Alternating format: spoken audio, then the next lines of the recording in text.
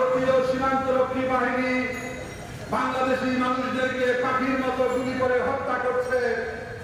আন্তর্জাতিক সমস্ত রীতিনীতিকে বৃদ্ধাঙ্গুলি দেখিয়ে ভারত বাংলাদেশের মানুষকে হত্যা করে তারা প্রমাণ করেছে তারা 1971 সালে বাংলাদেশকে স্বাধীনতায় সহযোগিতা করলেও 2024 সালে বাংলাদেশের মানুষ যখন গণতন্ত্র ফিরে পেয়েছে, ভারতীয় হায়নাদের কাছ থেকে যখন নতুন করে স্বাধীনতার সূর্য ছিনিয়ে এনেছে, সেই স্বাধীনতাকে তারা মেনে নিতে পারেনি।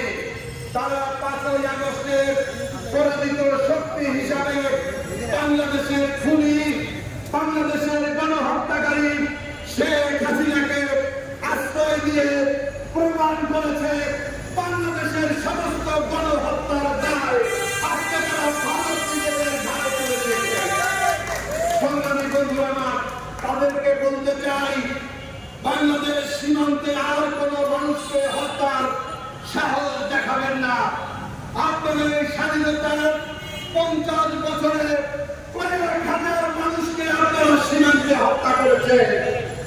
আমাদের বিগত আওয়ামী লীগ সরকারের এমপি মন্ত্রীরা বলেছে ভারতের সাথে আমাদের রক্তের সম্পর্ক, ভারতের সাথে নাকি আওয়ামী লীগের স্বামী স্ত্রীর সম্পর্ক। হ্যাঁ, আমরা দেখতে পেরেছি শেখ হাসিনা পতনের পরে শেখ হাসিনা গিয়ে আশ্রয় নিয়েছে এই ভারতের এই মোদির কাছে গিয়ে তিনি আশ্রয় নিয়েছেন। আমরা অবিলম্বে করব। আমরা দেখেছিলাম কথিত শেখ মুজিব হত্যার আসামিদেরকে ভারত থেকে ফিরিয়ে আনা হয়েছিল। ঠিক একইভাবে বাংলাদেশের গণহত্যার দায়ে ইতিমধ্যে কয়েকশো